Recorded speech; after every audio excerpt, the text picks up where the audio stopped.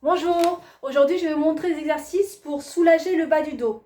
La position assise fait qu'on est nombreux à se tenir mal sur sa chaise et du coup on s'affaisse complètement sur les disques des vertèbres et on s'affaisse au cambre aussi. Donc tout ça fait que ça accentue les douleurs en bas du dos en fin de journée.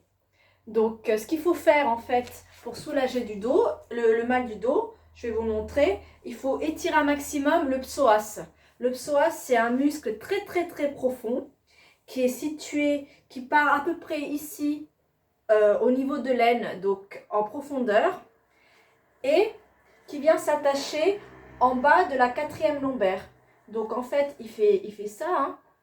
Et donc ce psoas, quand il est très serré, très tendu, fait que ça tire, c'est vraiment, on a vraiment cette impression, ça tire en bas du dos. Donc c'est le fait qu'il soit très serré, c'est comme un élastique, hein, c'est le fait qu'il soit très serré que ça tire ici et ça tire ici. Donc on va venir étirer ce muscle-là un maximum. Donc si possible tous les jours, si on a tendance à avoir mal au dos, mal en bas du dos tous les jours, on va aller tirer un maximum pour ne plus avoir ce problème de mal au dos. Donc un des premiers exercices qu'on peut faire, c'est que si on a un fauteuil comme ça, hop, on peut s'asseoir au bord du fauteuil, hop, ou un lit, mais le lit c'est un peu trop bas. Hop. Et on va venir ramener le genou vers soi et laisser tomber la jambe, voilà, libre. Donc déjà ça va étirer un maximum le psoas ici au niveau de l'aine. Donc ça déjà, on le fait quelques secondes.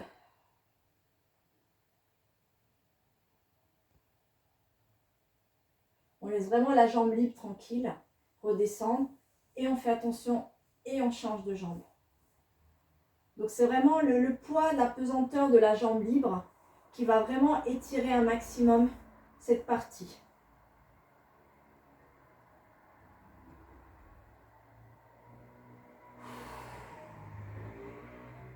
Et on souffle bien. Et on revient. Bon, effectivement, ça demande un peu de souplesse. Donc, ne nous inquiétons pas. Il y a d'autres exercices qu'on peut faire tranquillement au sol et qui servent aussi pour l'étirement du psoas. Alors, sur un tapis, donc à éviter sur le sol dur ou sur le lit où c'est pas forcément très stable. Sur un tapis, c'est quand même mieux. On va venir étirer le psoas. Hop, on se met en position comme si on allait faire un top départ à une course à pied. Sauf qu'on va venir mettre les deux bras à l'intérieur. Hop.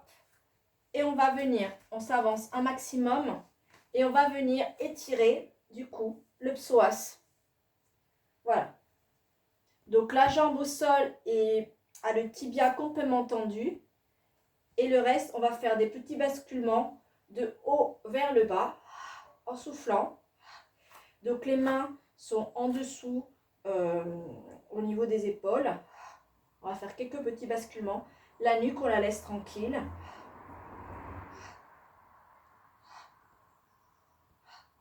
On revient et on change de jambe. Donc on part en sprinter. Les deux mains du même côté à l'intérieur. Face au genou qui est fléchi au sol. Hop. Et alors les mains sont vraiment au niveau de l'épaule. Et on vient faire des petits allers-retours. Donc là, ça va venir vraiment étirer toute cette partie.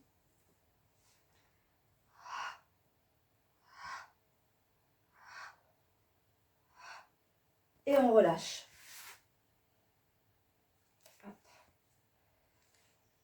Alors, aussi, on peut faire le chat. On est à quatre pattes. Hop, main sous les épaules, genoux sous les hanches. Donc, on est vraiment un carré, un rectangle. Et on va venir pousser les mains. On va faire un joli dos rond en rentrant le coccyx vers l'intérieur, la tête vers l'intérieur. Et on fait un joli dos rond en poussant sur les mains au sol. On inspire, on revient en dos neutre. On étire et on revient. On le fait 3 fois.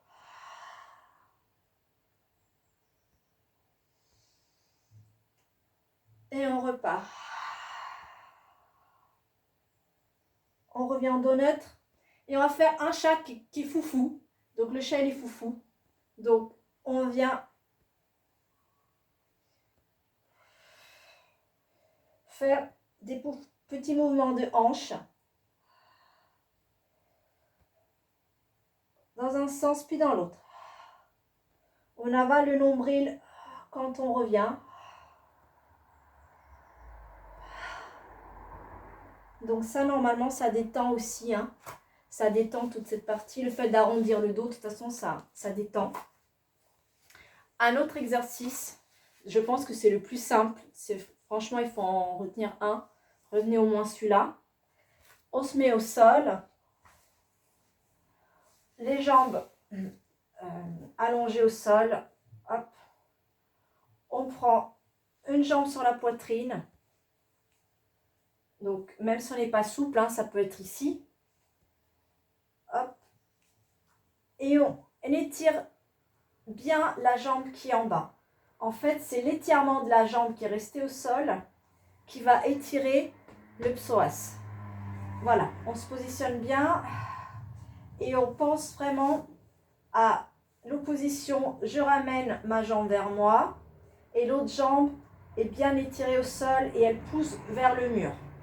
Voilà, et là on va sentir, si on ne fait rien et si on pousse et on étire, là on va bien sentir l'étirement de psoas. Donc on étire bien.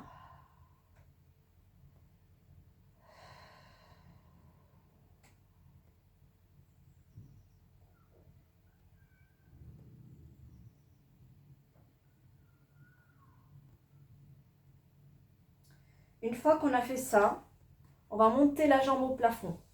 C'est pas agréable, mais ça vient venir à nouveau étirer la jambe. Donc, si on n'est pas très souple, c'est pas grave. On monte un petit peu. Voilà.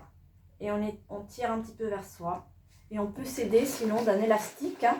Si vous avez un élastique, une corde, une écharpe, quelque chose qui puisse vous aider pour étirer. Et pareil, donc c'est l'étirement de la jambe au plafond et l'étirement de la jambe au sol qui pousse vers le mur, qui va aider.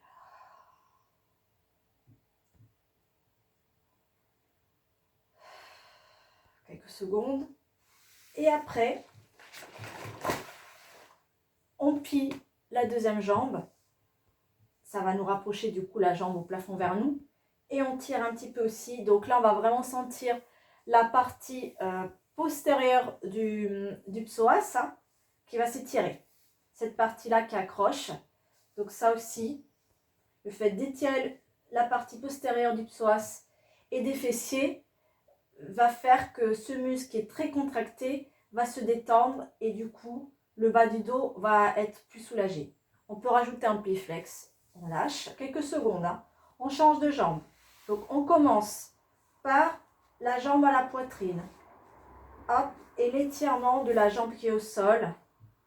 Et on respire fort pour aider les muscles à bien se détendre.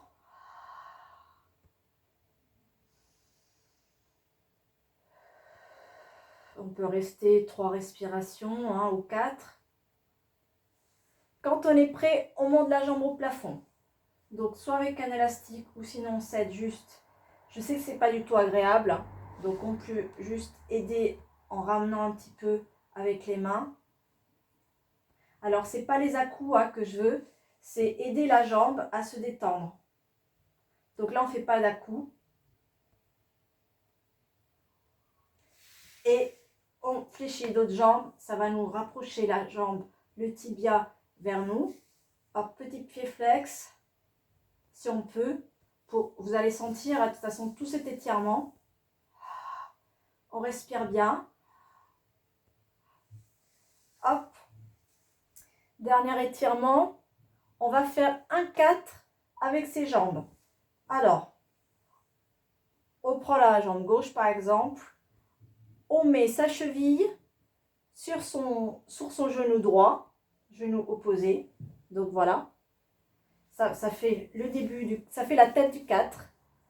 On vient lever l'autre jambe. On passe les mains à l'intérieur de la jambe qui est fléchie, celle-là, on la passe là. Et on tire vers soi. Ce coude-là peut venir se poser sur mon autre jambe. Et on tire. Donc là, on va vraiment sentir l'intérieur là du fessier, du grand fessier qui va s'étirer. Et là-dedans, il y a le psoas encore plus profondément. Donc ça, c'est un bel étirement. Donc là, en fait, le 4, il est là. Hein, c'est un 4 à l'envers. Hop. Donc voilà, on tire un petit peu pour bien... On tire ce genou vers soi et on change de jambe. Donc, on est comme ça. On vient mettre sa cheville droite sur le genou gauche, opposé. On monte la jambe en tablette. On met les mains à l'intérieur. On met les mains à l'intérieur de la cuisse et on tire vers soi. Donc, ce genou vient vers moi et le pied ici aussi. On tire.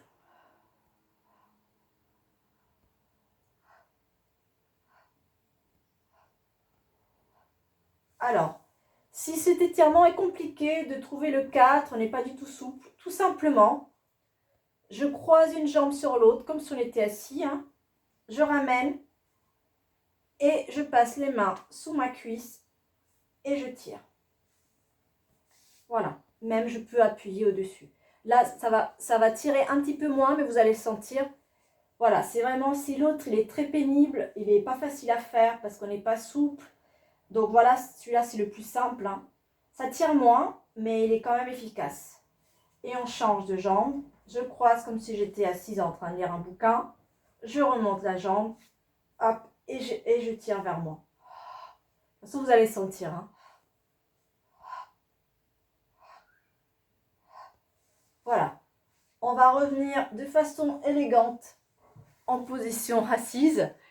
Et on peut finir par une petite position de l'enfant. Voilà, donc du repos, comme si on faisait une prière au sol. Donc on s'assoit sur ses pieds. Donc on peut ouvrir, écarter un petit peu les genoux. Hein. Voilà.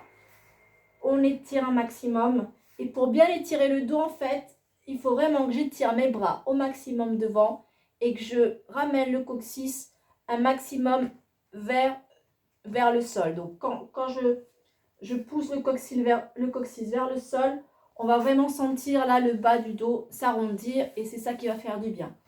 Et on souffle fort, on respire.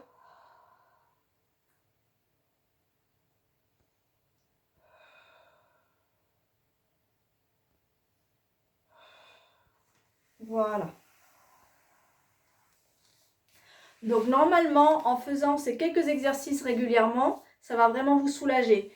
S'il faut en choisir, allez, 2, parce que vous trouvez qu'il y a trop, ou alors une fois par semaine, vous faites une ou 2 fois par semaine, vous faites toute la routine. Et tous les soirs, franchement, si vous le faites tous les soirs, juste 1 ou 2 exercices, ça va, le psoas va être de plus en plus relax et vous allez voir les bénéfices tout de suite. Donc si vous voulez vraiment en choisir qu'un, moi je choisirais celui-là en pensant bien à étirer cette jambe. Allez, on peut même le faire dans son lit si on veut celui-là. On peut même le faire dans son lit, mais on pense vraiment bien à étirer la jambe au sol. Sinon, le bénéfice va être très petit. Et s'il faut que j'en choisisse un deuxième à faire régulièrement, vous faites celui-là. Déjà, ça permet de se calmer en fin de journée.